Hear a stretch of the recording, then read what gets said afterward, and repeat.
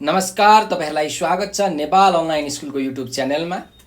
हाम्रो युट्युब च्यानलमा तपाईहरुले कक्षा नर्सरीदेखि मास्टरसम्मका सबै विषयका सबै भिडियोहरू हेर्न सक्नुहुन्छ। त्यसको लागि तपाईहरुले युट्युबमा गएर अथवा फेसबुकमा गएर नेपाल अनलाइन स्कुल भनी सर्च गर्न सक्नुहुन्छ र हाम्रो भिडियो हेरेर तपाईहरुले धेरैभन्दा धेरै ज्ञान लिएर आफ्नो एक्जामलाई, आफ्नो परीक्षालाई राम्रो तरिकाले चाहिँ दिन सक्नुहुन्छ भने आफ्नो कन्सेप्टलाई पनि क्लियर गर्न सक्नुहुन्छ।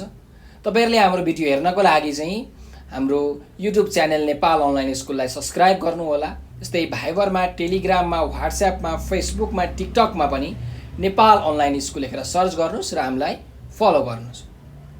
सधैँ चाहिँ म कृष्णदास हजुरहरुको अगाडि उपस्थित भइसकेको छु र आज म तपाईहरुलाई कक्षा 12 को नेपाली विषयको एउटा यो पाठ छ स्टेफेन विलियम हकिङ। त स्टेफेन विलियम हकिङ अथवा भनौँ स्टेफेन हकिङको चाहिँ यहाँ जीवनी दिएको छ। उहाँको जीवनी हामी अध्ययन गर्नेछौँ भने उहाँको जीवनीबाट हामीले के सन्देश पाउँछौँ, के कस्तो प्रेरणा पाउँछौँ भन्ने विषयमा पनि हामी छलफल गर्नेछौँ। त सुरु गरौँ हाम्रो यो अभ्यास, हाम्रो यो पाठ स्टेफेन विलियम हकिङ। शारीरिक रूपमा अशक्त भए पनि दृढ इच्छा शक्ति तथा प्रतिभाको साथ पाएको र सधैँ साधनामा रमाउने व्यक्ति कहिले शक्तिहीन हुँदैन। शक्तित्रयको साथ पाएपछि शारीरिक अशक्तताका कारण सिर्जित जस्तो सुकै विषम परिस्थितिमा पनि सृजनशील हुँदै ऊ सफलताको शिखर चुम्न सफल हुन्छ। त्यस्तो व्यक्ति मानव हितमा समर्पित हुन्छ भने ऊ आफूले गरेको योगदानका कारण समाज विशेषमा मात्र नभई सिङ्गो संसारभरि नै उदाहरणीय बन्न पुग्छ। यस्तै शारीरिक स्थिति अत्यन्त नाजुक भए पनि मानव हितका लागि केही गर्ने तीव्र चाहना, त्यसलाई साथ दिने प्रतिभा र निरन्तरको साधनाका कारण भौतिक शास्त्रमा नयाँ तथ्य उजागर गरेर सिङ्गो संसारलाई नै आश्चर्यचकित बनाउने व्यक्ति हुन् स्टेफेन विलियम हकिङ। नाम सुन्ने बित्तिकै उनको भौतिक रूप देखेका सबैको मानसपटलमा एउटा स्वचालित व्हील चेयरमा बसेको, टाउको निहुराएको, हात खुट्टा नचल्ने, बोल्न नसक्ने र शारीरिक रूपमा अत्यन्तै अशक्त व्यक्तिको चित्र प्रतिबिम्बित हुन्छ। उनले गरेका योगदानका बारेमा थाहा पाएपछि चाहिँ जो कोही छक्क पर्छ। हकिङको जन्म सन् 1942 जनवरी 8 का दिन आमा इसाबेल र बुबा फ्र्याङ्कको पहिलो सन्तानका रूपमा भएको। उनको जन्मस्थल बेलायतको प्रमुख शैक्षिक केन्द्रका रूपमा परिचित अक्सफोर्ड सहर हो। यही ठाउँको नामका आधारमा नै विश्व प्रसिद्ध विश्वविद्यालय अक्सफोर्डको नामले चाहिँ नाम रहेको छ।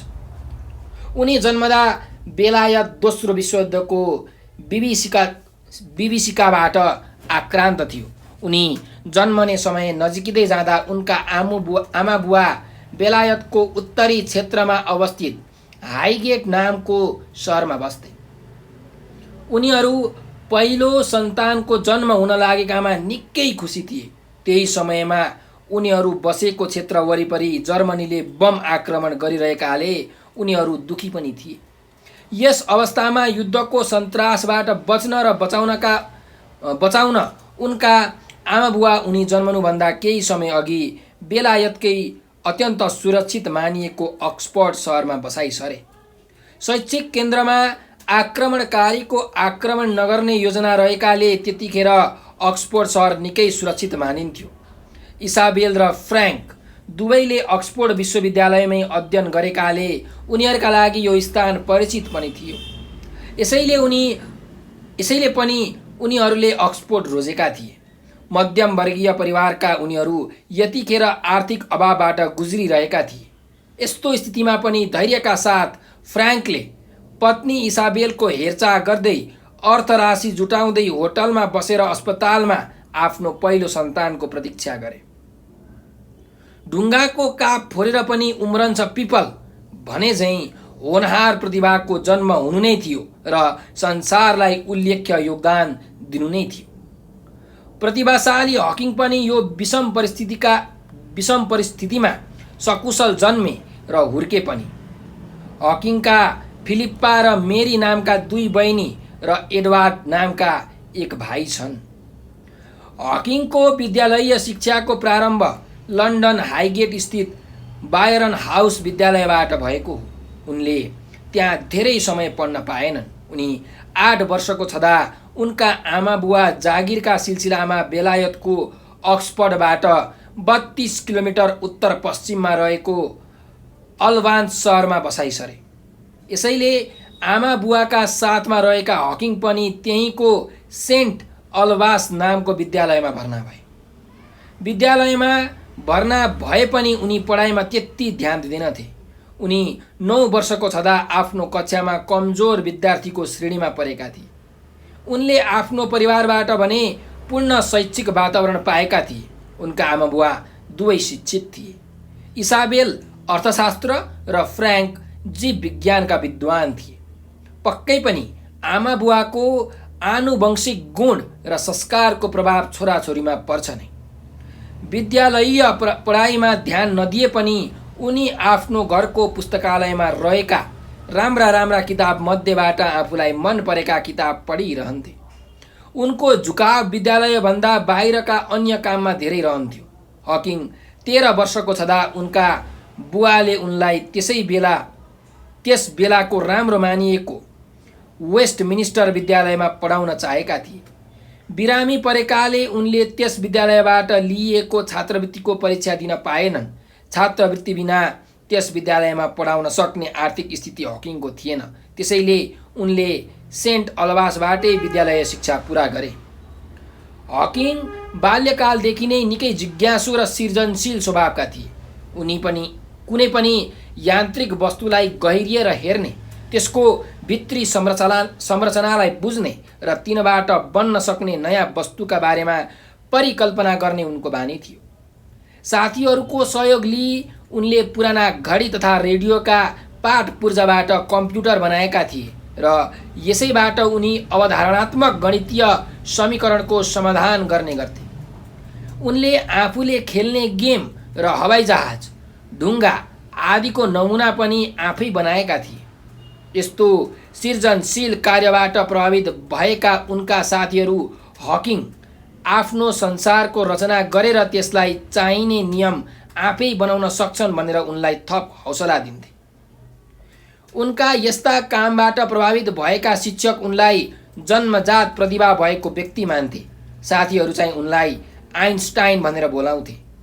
घरमा बस्दा पनि उनी प्राय शोध खोजमै तल्लीन भइरहन्थे।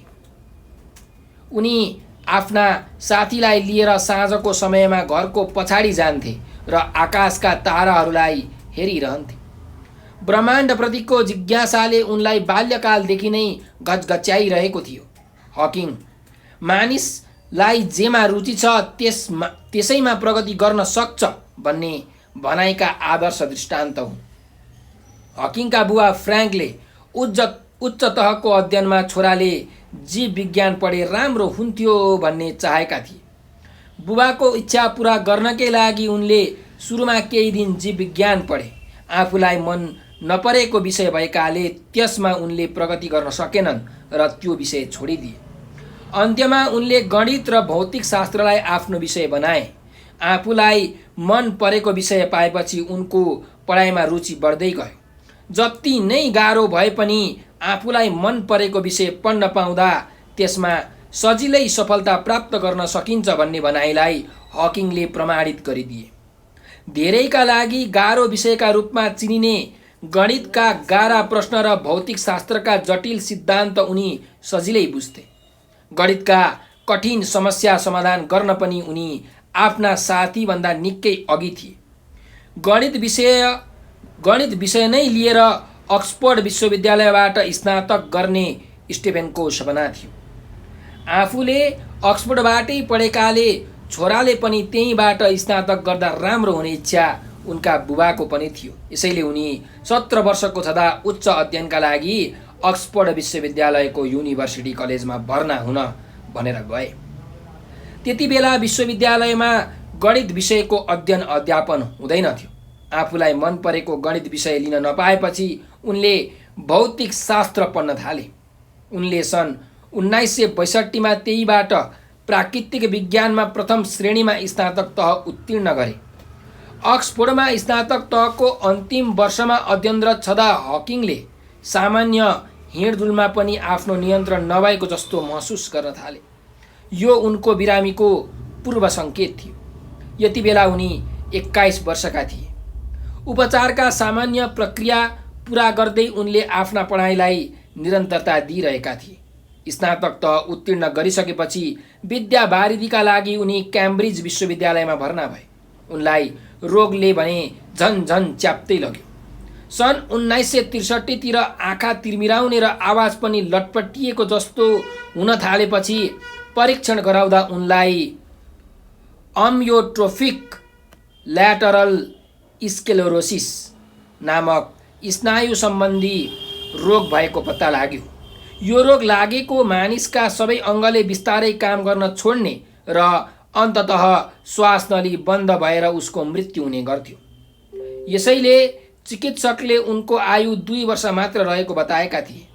यस्तो अवस्थामा सुरुका दिनमा उनमा निराशा छाउनु स्वाभाविक नै थियो, तर पनि उनी भित्रको इच्छा शक्तिले विद्यावारिधीको अध्ययनलाई अघि बढाउन प्रेरित गरिरहेको थियो।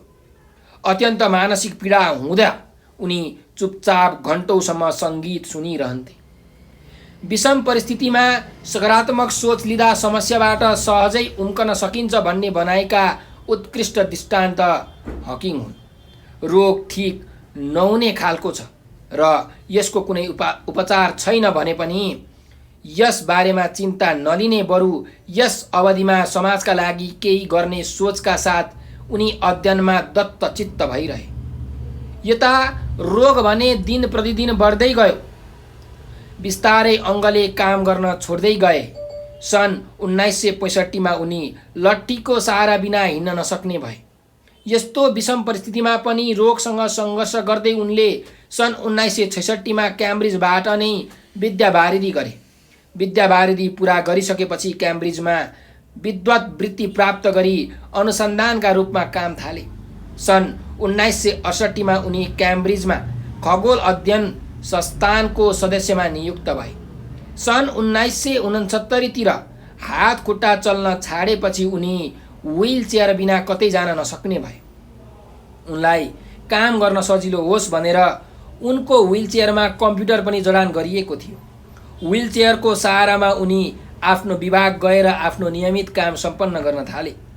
अध्ययन र अध्यापनको कामलाई निरन्तरता दिँदै उनी एकपछि अर्को सफलता पनि चुम्दै गए।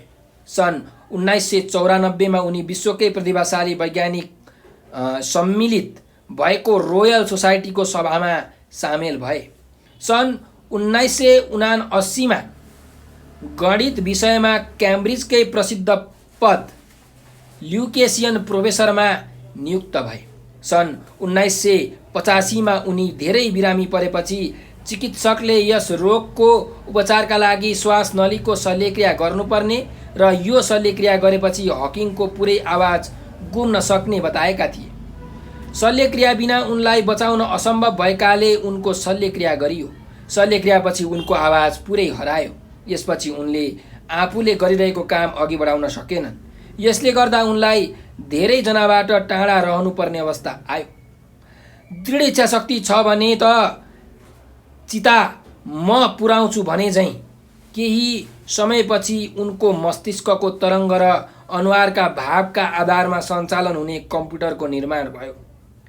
यसैका सहायताबाट उनी आफ्ना अनुसन्धान सम्बन्धी लेख प्रकाशित गर्ने एवं प्रवचन र अन्तर्वार्ता दिने गर्दथे। हकिङलाई जीवनमा साथ दिने र सहयोग गर्ने कार्यमा पत्नी जेनको महत्त्वपूर्ण भूमिका रहेको छ। हकिङ क्याम्ब्रिजमा विद्यावारिधि गरिरहँदा उनले जेन वाइल्डसँग प्रेम गर्न थालेका थिए। जेन पनि हकिङलाई निकै मन पराउँथिन्। रोग लागेको थाहा पाउँदा पनि जेनले हकिङलाई प्रेम गर्न छोडिनन्।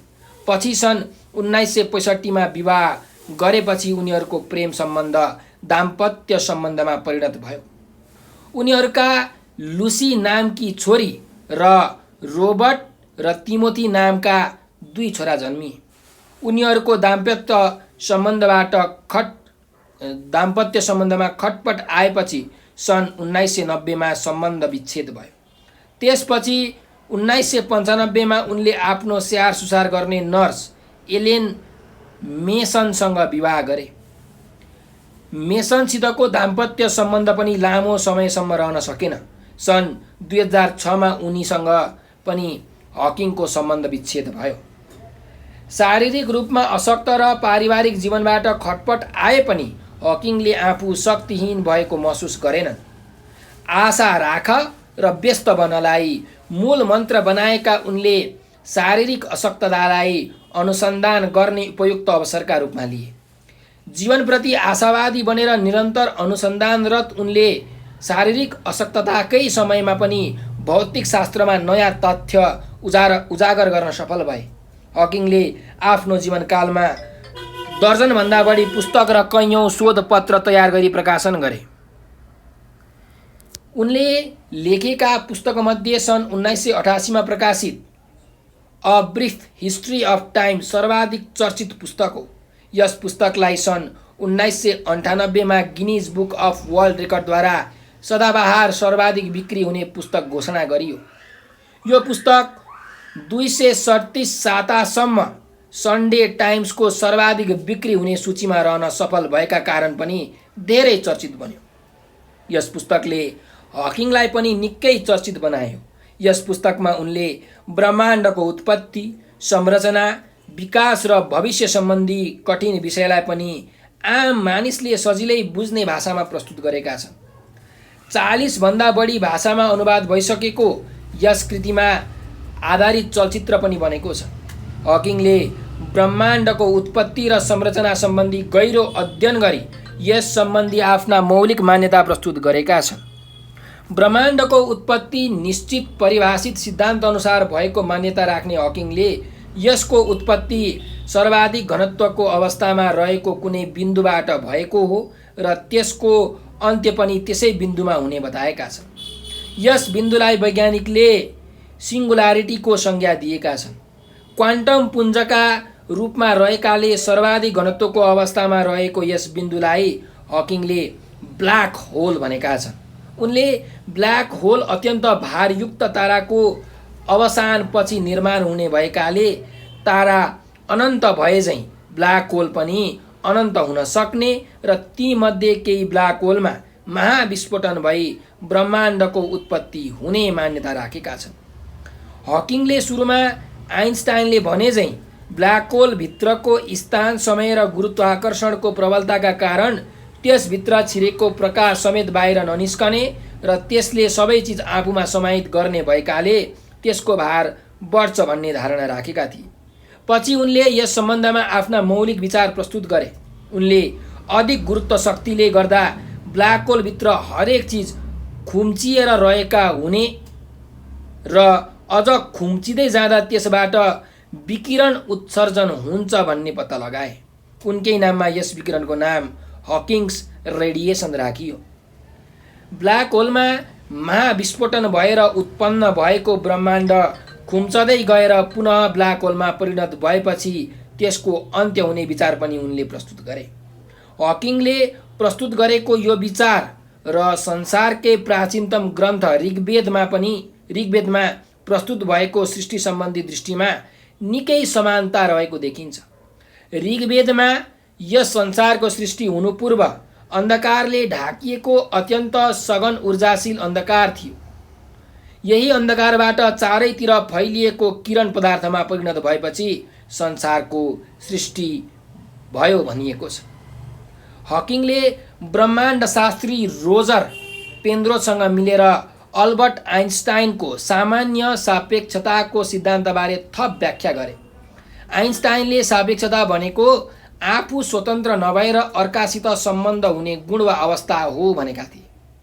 यही भनाइका आधारमा हकिङले ब्रह्माण्डका सबै वस्तु स्वतन्त्र नभएर एक अर्कासित सम्बद्ध हुने विचार अघि सारे। यही क्रममा उनले अदृश्य उपपरमाणुको अध्ययन गर्ने क्वान्टम सिद्धान्त र स्थूल दृश्य प्रपञ्चको अध्ययन गर्ने सापेक्षता सिद्धान्तलाई एउटै सूत्रबाट व्याख्या गर्ने प्रयास गरे। ब्रह्माण्डको व्याख्यामा यी दुवै सिद्धान्तलाई जोड्ने उनी पहिलो वैज्ञानिक हुन्। यस्तै हकिङले वर्म होलको पनि व्याख्या गरेका छन्। उनले वर्म होलका माध्यमबाट समय यात्रा गरी एउटा ग्यालेक्सीबाट अर्को ग्यालेक्सीमा छोटो समयमा पुग्न सकिने बताएका छन्। यो पनि उनको अनुसन्धानको अर्को उपलब्धि हो। पछिल्लो समयमा उनी ब्रह्माण्डका सबै शक्तिलाई एकीकृत व्याख्या गर्ने एउटै सिद्धान्त बनाउने प्रयत्नमा तल्लीन थिए। यस कार्यमा उनी पूर्णतः सफल हुन चाहिँ सकेनन्। उनले पछिका अनुसन्धानका लागि मार्गचित्र भने कोरिदिएका छन्। हकिङले पृथ्वीमा आइपर्ने सम्भावित विपत्तिबाट बच्न मानव समुदायलाई बारम्बार सचेत गराउने गर्थे। उनले परमाणु युद्ध, विश्वव्यापी तापक्रम वृद्धि, प्रकृति विरुद्धका चाहिँ मानवीय गतिविधिका कारण पृथ्वीमा मानव जीवन खतरामा रहेका बताएका छन्।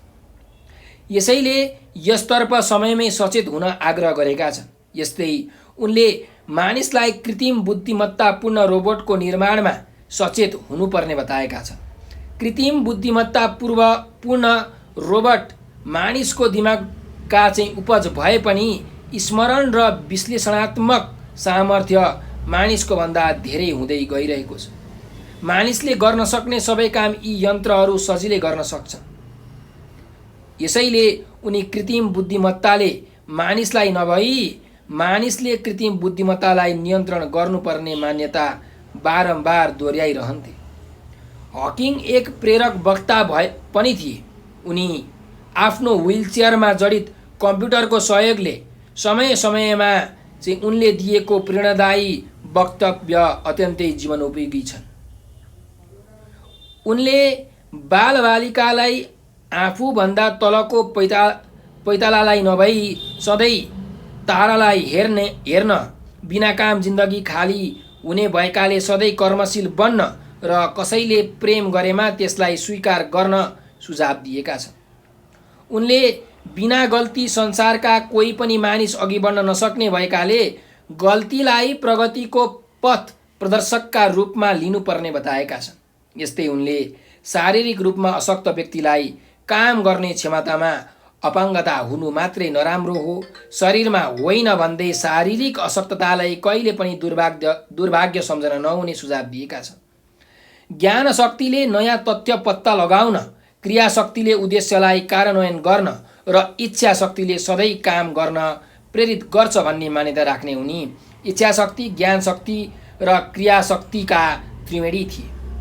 यिनै शक्तिका आधारमा शारीरिक अशक्ततामाथि उनले विजय प्राप्त गरेका थिए। आफ्नो जीवनमा गरेका योगदानका कारण हकिङले थुप्रै पुरस्कार पाएका छन् र धेरै सम्मानबाट उनी विभूषित भएका छन्। उनले Albert Einstein medal 1979, huge medal of royal society सन् 1976, medal of royal astronomical society सन् 1985 लगायतका दर्जनभन्दा बढी स्वर्ण पदक र पुरस्कार प्राप्त गरेका छन्। सन् 1982 ब्रिटिस महारानी एलिजाबेथले उनलाई कमान्डर अफ द ब्रिटिस एम्पायरको दरबाट सम्मान गरेकी छन् भने सन् 2009 अमेरिकी सरकारले त्यहाँको सर्वोच्च नागरिक सम्मान राष्ट्रप्रति पदकबाट सम्मान गरेको छ। जीवनका अधिकांश क्षण ब्रह्माण्डको अनुसन्धानमा बिताउने हकिङको पारिवारिक जीवन र व्यक्तित्वका विविध पाटालाई झल्काउने विभिन्न चलचित्र र वृत्तचित्र बनेका छन्। The theory of everything, a brief history of time नामक चलचित्रका साथै Stephen Hawking's universe, horizon, the Hawking paradox, master of science fiction, into the universe with Stephen Hawking लगायतका वृत्तचित्रको निर्माण भइसकेको छ। निरन्तर सङ्घर्षशील हकिङले सन् 2018 मार्च 14 76 वर्षीय जीवन सङ्घर्षबाट सदाका लागि विश्राम लिए।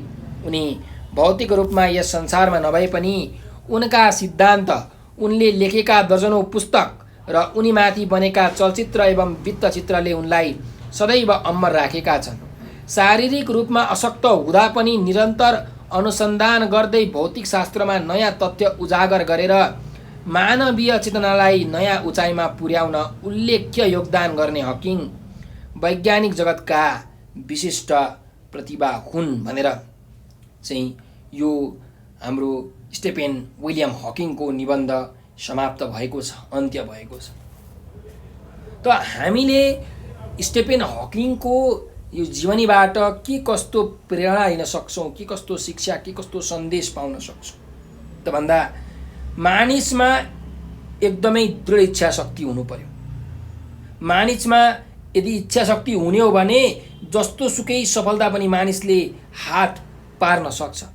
मानिस एकदम सृजनशील हुनुपर्छ। सृजनशील मान्छेले सधैँ केही न केही नयाँ कामबारे सोचिरहन्छ र त्यो नयाँ काम गर्छ। त्यस्तै मानिस जस्तो सुकै विषम परिस्थितिमा पनि सकारात्मक सोच राखेर अघि बढ्नुपर्छ र यस्तो सोच राखेर अगाडि बढ्यो भने मान्छे सदैव सफल हुन्छ।